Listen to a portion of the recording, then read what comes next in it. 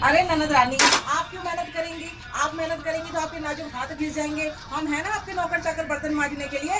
और वैसे भी आपके हाथ घिस गए तो आपके पतिदेव हम पर केस कर देंगे। और वैसे भी मुझे ना फालतू का ड्रामा पसंद नहीं है। कल को मुझे नहीं चाहिए कि कोई मुझ पे एहसान जताए कि बर्तन मैंने मांजे थे। वाह भाभी, कमाल है ना। मैं आपसे खुद कह रही थी कि मैं बर्तन मांजूंगी, लेकिन आपको तो ताने मारने का बहाना चाहिए मुझे।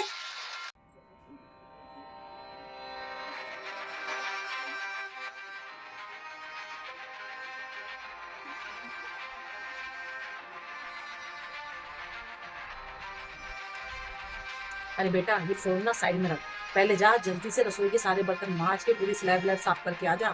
वरना तेरी भाभी ना फिर से मुंह फुला के बैठ जाएगी और पूरा घर सर पर उठा लेगी। तेरे को तो पता ही है तेरी भाभी कैसी है। जा बेटा जल्दी। अरे मम्मी, बस 2 मिनट रुक जाओ ना। मेरे ससुराल से कॉल आ रही है, मेरे पति देव बात कर रहे हैं कि आराम से बात भी ना करूं मैं उनसे। बस 2 मिनट रुक जाओ आप।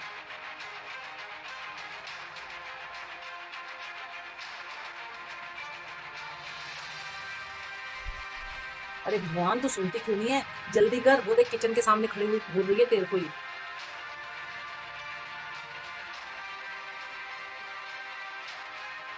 जाती हूँ देखती हूँ। ठीक है।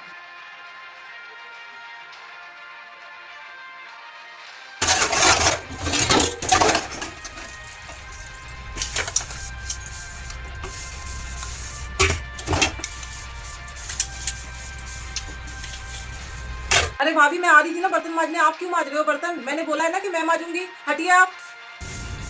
अरे ननद रानी, आप क्यों मेहनत करेंगी? आप मेहनत करेंगी तो आपके नाजुक हाथ घिस जाएंगे। हम है ना आपके नौकर चाकर बर्तन मांजने के लिए। और वैसे भी आपके हाथ घिस गए तो आपके पतिदेव हम पर केस कर देंगे।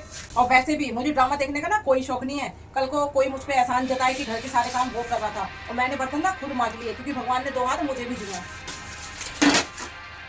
वाह भाभी, कमाल है ना। मैं आपसे खुद कह रही थी कि मैं बर्तन मांजूंगी, लेकिन आपको तो ताने मारने का बहाना चाहिए मुझे। लो, मेरे पति देव का फोन फिर से आ गया। मैं जा रही हूँ आराम से बैठ के बात करने, और आप अपनी ये साफ सफाई करती रहो। हेलो। आई गई मैंने बनाने बटन चलाना। आके रोज नया चूल्हा डाल के बैठ जाती है। बताओ। हाँ, जानबूझ के गरीब घर की बहू लेकर आए थे।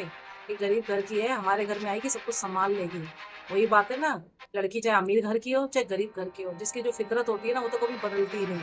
2 दिन के लिए आई मेरी बेचारी बेटी है, 2 दिन काम ना करे तो उसमें भी मुंह फुला लेती है।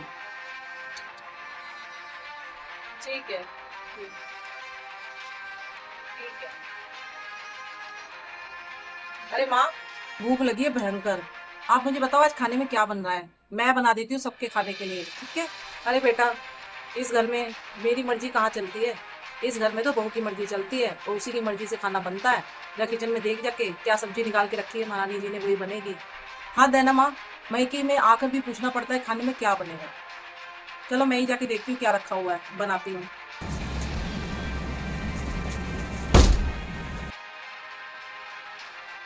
माँ, मेन डोर जोर से धड़ा हुआ है। पता नहीं कौन है, देख।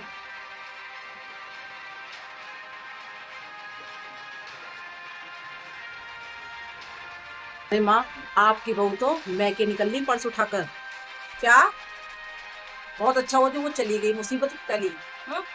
भगवान का शुक्र अदा कर कि वो चली गई है। जैसी तूने इस घर में पैर रखा और वैसे उसने मुंह फुलाया और अपने मैके चली गई। बहुत अच्छा हुआ चली गई। कभी भी तुझसे प्यार के 2 बोल बोलती थी, वो कभी भी नहीं बोलती थी। तू हमेशा तो हंसती रहती उसके प्यार के लिए। है, भगवान ऐसी भाभी किसी को ना दे। माँ, मेरा तभी यहाँ आने का मन नहीं करता बिल्कुल भी।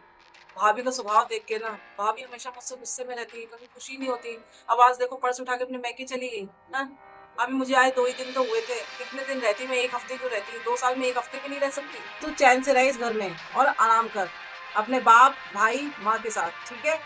और तेरा जितने दिन मन करे तब तक तू रह, जाने दे उसको। लेकिन माँ, एक बात बोलूं, जैसे वो आज अपनी नंद के साथ कर रही है, वो भी तो किसी की कल नंद बनेगी। जब उनकी 3 3 भाभियां आएंगी, हैं, तब मैं उनसे पूछूंगी कि उनके दिल को कैसी बीतती है। आज मेरे साथ तो ये सब कर रही है, मैं सह ले रही हूँ।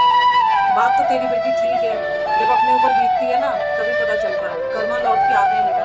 देख लिया आपने, जो बहू अपनी ननद को इज्जत नहीं दे सकती, उनकी सास उनसे कभी भी खुश नहीं होती। ये बात